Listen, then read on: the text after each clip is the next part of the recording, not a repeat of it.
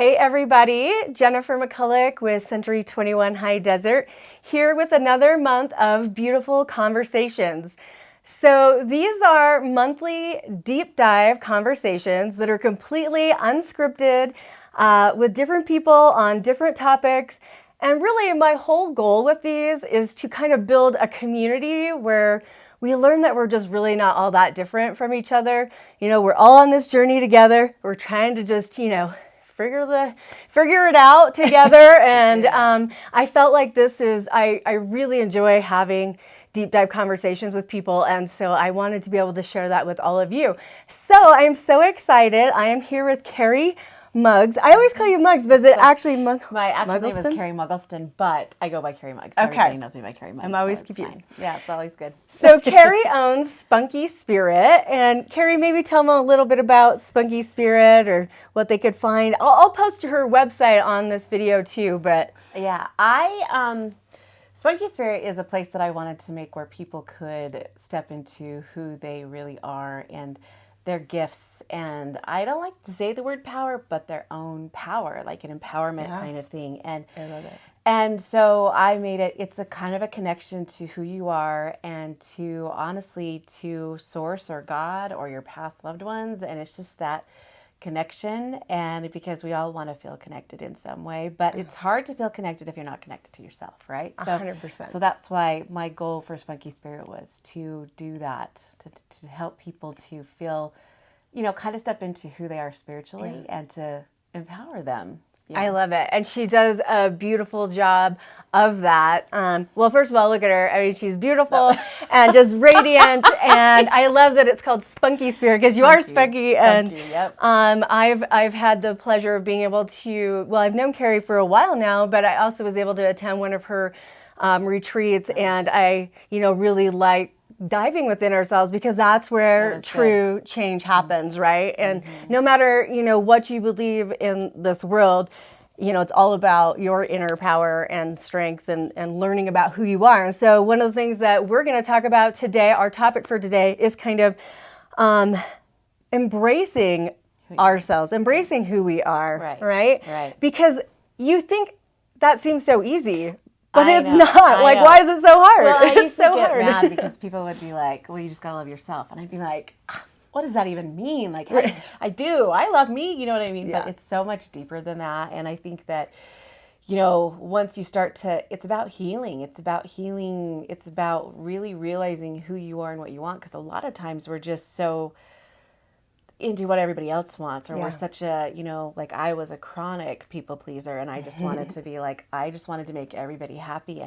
And part of your connection to who you are is about leaving that behind and figuring out what you want and what makes you happy. And we are like prone to think that that's selfish. Yeah. And it's really not, because it's that old, if you can't heal yourself, you're not going to be able to, or help yourself, you're not going to be able to do that for others. Exactly. And so you have to be in that space, or you're just going to be resentful and hurtful when you're out helping others. And so, well, and I think we live in a society now where we are so prone to comparison, especially, with social media. That's really been a game changer. But I think even before social media, we just do, right? We see other people and we think, oh, I can't do that. Or, oh, wow, they're doing this, so that's what I should do. Exactly. It's a constant comparison and judgment of ourselves and judgment of other people. And so being able to kind of take that step back and start looking within yourself of like, what works for you. Yeah, right. And finding who you are. Because the other thing, and I don't know what your thoughts are on this, but sometimes I believe that certain types of depression, not all, because there's definitely, a lot of medical things and trauma and stuff that comes into play. But on occasion, I feel like there are people who suffer from depression because they haven't really come into themselves. They're not owning who they are. Right. And that's healing, right? Like that's the healing part. And I tell people all the time, you have to know what's right for you. So if I tell people, some people are like, well, you can't connect to yourself or to spirit unless you're vegan. That's not true for everybody. Yeah. Some people I know have to have the meat or have to have that thing. Yeah. Everybody's completely different. So So it's in the same with, so when you start to heal, healing is going to be different from you too. It's not like, well, how did you do it? It's so like when we want to lose weight, we're like, well, how did you do it? You give me your recipes. Yeah. You do, I want to know everything you did so I can do it that way. And we're all made differently. That is not going to work for you. You have to really trust what your body's telling you, what your intuition is telling you for you to do that, because you might not be a great vegan, or you might not be a great intermittent faster. And and it's that way with everything. So you're going to heal your depression different than me, or you're going to heal whatever you're going through different than I am. And when we heal too, when we connect to ourselves, or when we connect to spirit, or to source or God, people think it's an outside thing. They think it's like, well, what crystals do you use? What oils can I do? What meditation can I do? And meditation is honestly a really good key. But meditation's a key for me. Right. Something else might be, breath work might be something for you that connects you, right? And so the thing is you got to figure out what works for you. And people think it's those outside sources, when in reality, it's all an inside job. Yeah. It's all and it's learning to hear it and listen to it. The more you heal yourself, and the more you heal what's going on inside you, the more connected you will be to spirit, to you, and to others, honestly. And when I mean heal, there's just things that we have gone through in the past, or that we're going through now, that we've got to, like, a lot of times, especially in the past, we've been kind of taught to, like, that toxic positivity, where we're taught to just, like, be happy 24/7, be Pollyanna, and it's all going to be good. Like, just be, and it is good to have gratitude like Pollyanna, but it's also good to, when you're feeling something, you got to process it. You got to heal it, because if you don't, then it's going to trigger you later on down the road, and you're going to not know where it's coming from. And just understanding it, or why it's triggering you, right? And once you do that, that's like 90% of like owning it and figuring it out. And my biggest thing was, the buck stops here. You own your life. You're here because of the choices you made. And some people don't like to hear that. Some people don't like that ownership. They're like, well, this happened and this happened. And there's some things that happen in life that are super hard, but how you choose to react to that is another thing that only you can do. It's only you. And we look so much to other people validating us. Or to fix us, right? I mean, make me happy. Yes, and it's all an inside job. It's 100%. All an inside job. Like, I mean, sometimes it's good to get help. Like, don't get me wrong. Like, medicine and stuff like that's good if you need it. But honestly, feel where you are. I mean, feel your gut on that. Yeah. And finding the people that can help you search within too, right? Like, if you just mask, you're never going to really get to the root of things. I know for me, like, my divorce was definitely a turning point in my life. And you wake up one day and you go, nobody's going to save me. Nobody. If you want to do it, nobody's going to do it. There's no Prince Charming. I mean, there's just, even if there is, like, it is an inside job, right? Like, it's up to me to make myself happy. And I remember thinking, like, if I want a different life, if I want a better life for myself, I want to feel good about myself and about who I am, I have to do the work. You got to do it. Yep. So, it's like realizing, like, I can be kind of lazy, or I can... You got to own that stuff. So that's what a lot of people are like, when you say shadow work, a lot of people get scared and they're like, I don't want to do it. It's not that. It's shadow work is just stuff. And that's a term that sometimes New Age people, or any kind of spiritual work, and really all it is just healing that stuff. It's owning that these issues are yours and you need to deal with them. And if that is counseling, then go to counseling. But go to a few counselors and pick the one you're good with. Does that don't just like and don't just take the one who's going to do whatever you want them to do. Like, I mean, you need somebody to challenge you a little bit. Yes. And when you go to counseling and they tell you, this, you need to work on this, you need to work on this, and you're like, no, it's not me, it's them. And you got to really go, okay, well, maybe it is me. Maybe I have this issue. Maybe I need to work on this. And that is where it gets really hard, because we always have lots of people, or lots of times we have this thing of blaming. Well, I wouldn't be like this if this didn't happen. And that's just like, it's hard love. Well, it's a victim mentality, right? Nothing will change. Yeah. And I feel bad, because I feel like it's hard, but it's like, you got to do it. You got to, you get 2 days to eat ice cream and then you exactly. Yeah. You know, and that's the thing, right? Like you don't want to disown it. Like you said, like you have to acknowledge it's not just being positive all the time. You have to acknowledge that's not healthy either. Yeah. No one can be positive 24/7. And if we just kind of pretend things aren't happening, then what we're doing is we're taking that. I kind of consider them like balls, like in that Disney movie where different emotions. And then I love that movie. Core. I can't remember what it's so called. if you have a trauma and then you take that ball and you just like stuff it in there, it's going to come out somehow eventually. And so you got to process that. You got to figure out, you either got to hand that ball back to that person or you got to deal with it and not stuff it. You got to figure out how to deal with it. And if that is going to a counselor and playing ball back and forth, or if that's going to a doctor, or if that's just you trying to figure it out, or even in prayer meditation and figuring out with who you believe with, then that's how you do it. But you got to figure out where to put this ball besides just stuffing it inside and hiding it.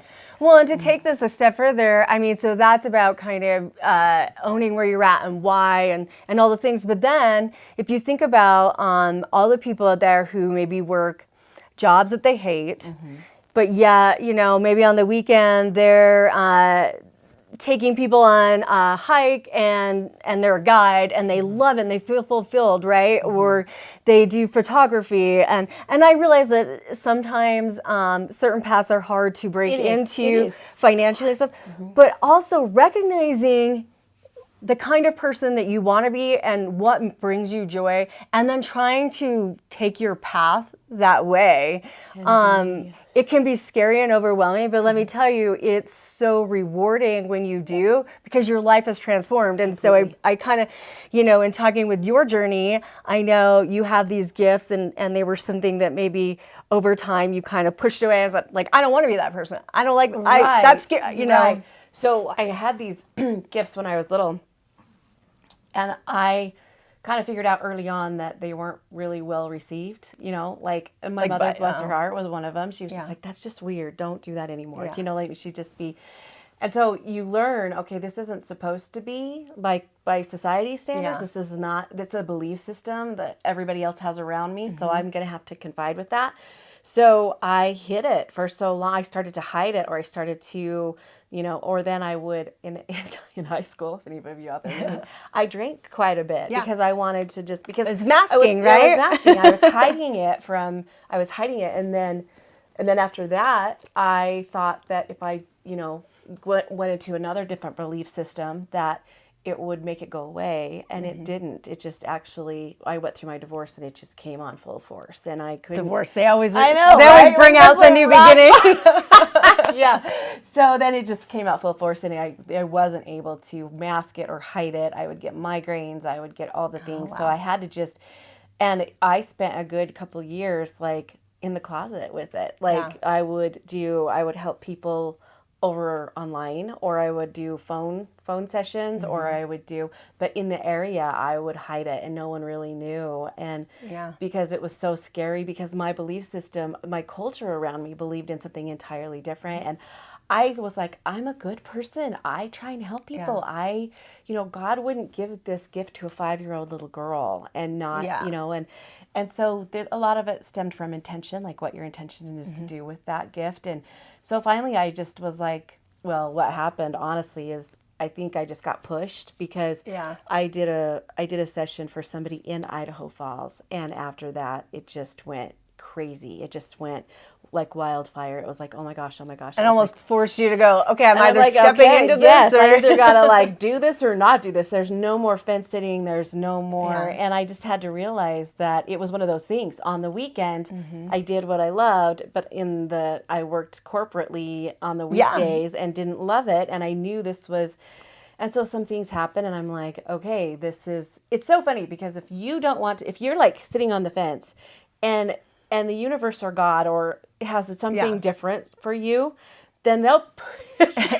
Things happen in their life, right? Like, and if you're like fence sitting, you know, if you're like on this side completely, then they're like, okay, we're going to help you do that. But if you're fence sitting, there's going to be times when they just like, there you go. So going to give you the nudge. Yeah, that's kind of what happened. And so I was like, okay. And I haven't looked back. It is just like I was doing them inside my home, and then it came out to be, an office, and now I do courses, and now I do online courses, and I do retreats, and I'm going to start doing events where there's going to be groups, and it's just like not overwhelming, but it's just it just happened so fast. It's because I didn't mask who I truly was. And a lot of people still think I'm evil. Yeah. A lot of people still think that it isn't great. And I just have to not care. I have to not care what people think. And that comes from, it doesn't mean, I'm sure you have moments of self-doubt and, worry. And I mean, the thing is, at the end of the day, we're always going to have certain stressors in our life and certain things to overcome. That's all part of the growth journey. But at the beginning, it was way worse than now. Like at the beginning, somebody saying you're so this,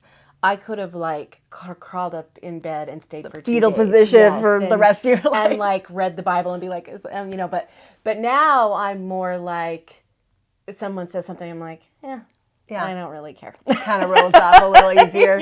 So you grow. That's the healing part, right? But to get there, I had to figure out who I was and what I liked, and not the people pleasing, and not the codependency, and I had to figure all of that out to be okay with who I am. And so when I thought that I really truly loved myself, that's a whole different now. Now I know, and I'm not still done. I mean, we always have to grow. I feel like even when you get to a point, sometimes you have this little plateau. Where you're like, hey, I'm in a great spot, and then it's like, hey, we're giving you a break, and then now here's the next level. Yes, and so that's but all of it was, and it wasn't easy.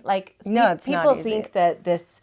It's not easy. I always say easy peasy lemon squeezy. It's not like that. It's not rainbows and roses. Like growth and healing, it's hard, and it is hard, and it is. But that's why I love. But it's rewarding. It is rewarding. The end is so amazing and it's so great. But the reason why people don't want to do it is because it's so hard. Yeah, and I totally agree with that. You hear people I think that's the hardest part of coming into yourself more. Like having come into myself a lot more than I ever was before. You want that for everybody around you. And so when people come to you and they're like, oh, you seem so happy, your life's so good, or they want to change, and you're like, yay, I want this for you. But they don't really want to do the work, and it is work, and it's change, and it is hard, and it is kind of painful because you have to dig deep and figure out who you really are at your core, not who your kids think you are, not who your spouse thinks you are, not who the community thinks you are, and not who your mom and dad think you are, but who you are, and you have to really, and that's hard because you've built this.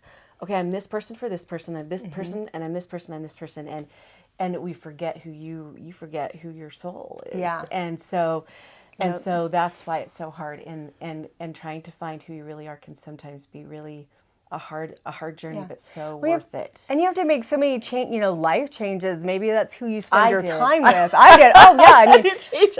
Some people might not. Some people might be just like, oh, this is great.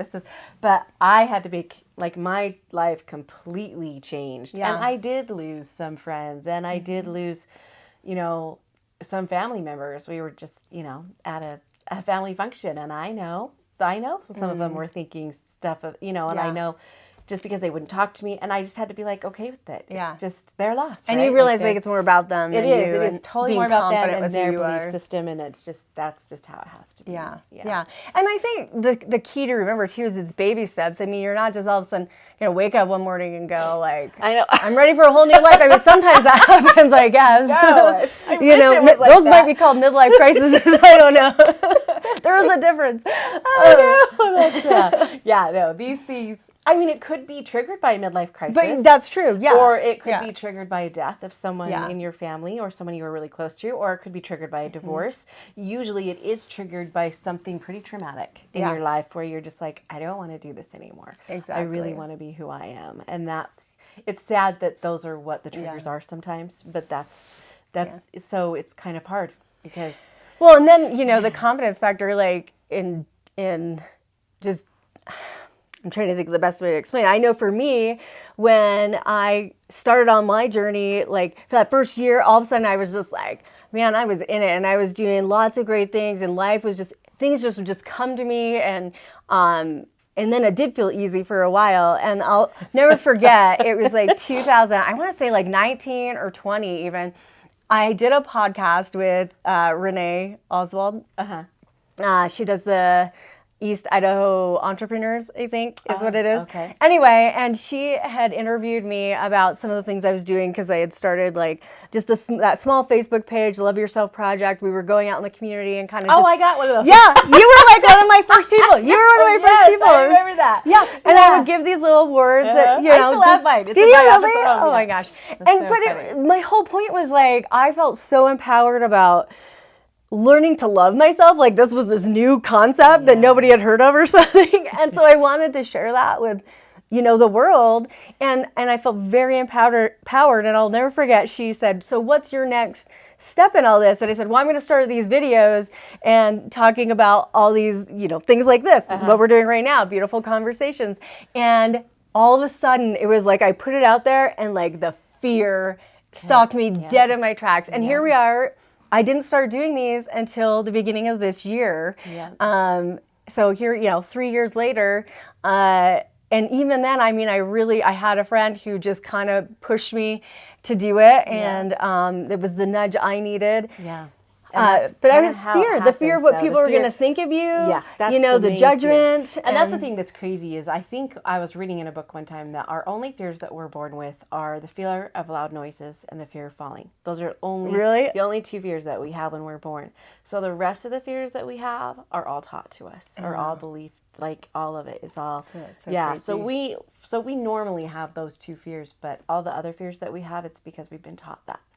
And we've been taught to wonder what people think of us, or we've been taught to worry or people please, or worry about if we're going to make this person happy, or we're never really taught to choose us first, ever. In any type of, I mean, we never really have been taught through the ages to choose us first. We've always been taught to, as mothers, choose our kids, as wives, choose our husbands, as husbands, choose our family, choose our jobs, choose this, choose our bosses, choose our friends. And when you finally choose yourself, that's when, but a lot of people don't because they feel so selfish about it. They do feel selfish. And I think the thing to remember is that when you do choose yourself, you almost allow more space for people around you. I was having a conversation with somebody the other day about this very thing, and they were saying how, you know, well, now I'm choosing myself and I'm putting myself first and I'm not, you know, letting all these other people do it. And I'm like, no, that's wonderful. I said, it's because you're just learning that. You didn't do it before because you didn't know that you could. Right. And they were like, well, no, it was circumstantial. You know, you can't because you have kids, you have this. And I was like, I disagree. I said, it's because we're not taught that it is okay. And you're now feeling empowered enough to say, this is okay. And I'm like, that's great. You know, because realistically, if we could teach, you know, everybody coming out of the womb, like, well, I think it's hard because I'm like, you know, kids are born and it's like they're little narcissists. And then you're teaching them not to be. And then you're one thing with kids. But here's the thing.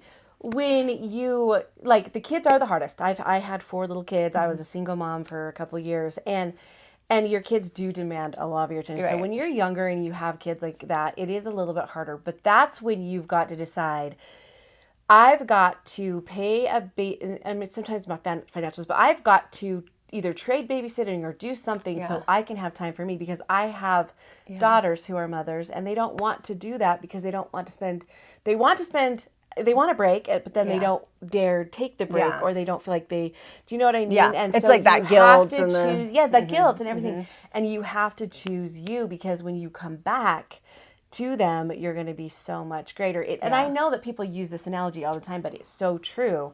It's the oxygen mask on the airplane. And the reason why you have to put your oxygen mask on first is because if you take the time to put the oxygen mask on somebody else before you, you're going to run out of air. You're not going to be able to breathe, and then you're going to pass out. And so that's and you don't need to be a martyr. What will happen? Right. So like, if you're so busy putting everybody else's mask on, you're gonna die. And that's, I mean, not. But I get what you're saying. You can. Like life can feel more fulfilled when you're filling your cup and not allowing people to constantly drain it. The thing about it is I know when we're talking about this, I know the young single moms are like, like really, but I know I've been there, and it's so hard. And so just the big thing about it is like you said, you don't have to do it overnight. Just give yourself some grace. Know that you're doing your best. and it's going to be, because sometimes when you're, you know, you don't even go to the bathroom sometimes. And I realize, like, I'm sure some people out there who know me are like, well, you don't have kids. You know, that comes up a lot. And it's like, I don't, you know, have my own children, but I have had situations where I have children who I've had to raise and care for. And, but not only that, even in my career, right? Like, you can allow your clients to just kind of suck the life out of you or, you know, take over. And I'm lucky. I have like amazing clients, but I love my clients too, but you have to set boundaries. Can you get me in? Can you, you know, can you see me at this time? And you have a life too. Yeah. Do you know what I mean? And you have to set boundaries in every area or aspect of your life, not just. And I was actually talking to a real estate coach of mine, Rick Gray, the other day about this, how I had this interesting perspective that, like, you know, that would be bad, like, to kind of set those boundaries and be more assertive in what I was doing and what I needed. It would take business away from me. Right. You know, you're not being as accommodating. But what I actually found is I actually did more business. I think people respect you more. Yeah, I love that too. Again, believe in it or not, but the law of attraction, like when you're creating that world around you, it will fall into place and you will feel such a better, more content, more peaceful inside. You do, and healthier. So I went through that too. I would try and get everybody in who asked, and I would bust my butt to try and I can only do so many sessions a day or I'm exhausted. And I got to the point where I was doing 5 and I got sick and I ended up in the ER for a little bit because, and I knew then I have to scale back. I can't keep doing this. And that's that mask, right? I was so busy trying to, and I was like, I'm not going to be able to do quality sessions if I try and please everybody. Yeah. So I'm like, I'm going to do these steps to build some boundaries. And I did it. And some people didn't like it. And now people know what my boundaries are and they have more respect and they're willing to change for the boundaries that I created. And so and now I feel healthier. And it's like saying, I love you enough to take care of myself. Exactly. You know, because I know I'm going to be able to give more to you. What's so crazy to me too is the people that don't accept the boundaries are the ones that you think would. Like you would think, you know what I mean? And that's true. They're kind of like mad or they're kind of upset. So, and you just have to be like, you know what, this is, you kind of have to, and I remember I just kind of felt bad for a couple of days thinking, but that was, I let them down. Yes, and that's that whole people pleasing thing again. And I finally decided, you know what, no, if that's the only reason that they wanted to be part of me, then I'm better off. Yeah. And I think like people have to realize like there's give and take too, because there are people who are selfish in this world, and that's like we're digging deep too and realizing like am I allowing this, you know, interaction with people of compromise and you know, I mean there is a fine line with it to some degree that you have to recognize. Well, you know, if you get to the point where you don't, I mean, I guess you would have to, there's that fine But line. I think when you're looking inside yourself, I think it kind of happens organically where you realize like, I'm not being selfish, you know, and you'll recognize you kind the of difference. attract the people that accept those boundaries and it doesn't, it's a give and take relationship. Whereas before it was all give relationships, and then you place those boundaries in and then you attract the people who respect them, and then it's like and then you don't mind. It's so hard because when you are giving and giving and giving and you don't receive that back, you kind of shut down. It's kind of a resentment. But you do resent people, And so then, but then when you build that boundary and people who don't want to accept that boundary, they kind of fall off. And then you will attract people who do accept that boundary. And then you'll create really good give and take relationships with them because they give as much as you do, and it doesn't feel like it's work all the time. And life will just kind of flow and a lot nicer. Because every time you just raise that, every time you grow or every time you heal or you create those boundaries or you dig deep, you just raise your frequency up a little bit more. And then that creates, it's like a magnetic attraction in that frequency, and you call in people who are at that frequency. Well, again, you know, the whole reason of having this deep dive conversation about finding yourself, empowering yourself, and kind of just owning who you are I mean, really, again, it's just the idea of building a sense of community and understanding that, you know, people don't just wake up one day and they've arrived or something. It's a journey. It's a process. You find the people who help you along the way that you can learn from, you know, surrounding yourself with those kinds of people. And I think also trying to just break through the fear of doing something different, because again, nobody's going to save you. You are in charge of your own life. All the power lies within you. But what I think people don't always realize is that it's not easy to do that. It's usually the hard choices are the choices you have to make to do that. But it's very rewarding. It is so rewarding. I mean, that's the thing too. It empowers once you make that decision and you go for it and you come out the other end of it. There's a couple things that happen. You realize, oh my gosh, it's so much better than I thought it was. And also too, you come out the other end going, wait, I don't think it was as bad as I thought it was going to be. Yeah. That fear, because you have this fear, oh, I'm going to lose this person. I'm going to lose all my family. I'm going to lose all, you know, when I was going through it, I was like creating the worst case scenario and I was going to be alone and destitute. Most of the stuff we create in our head, right? I was creating these things that did not even remotely happen. So it was like, that's where...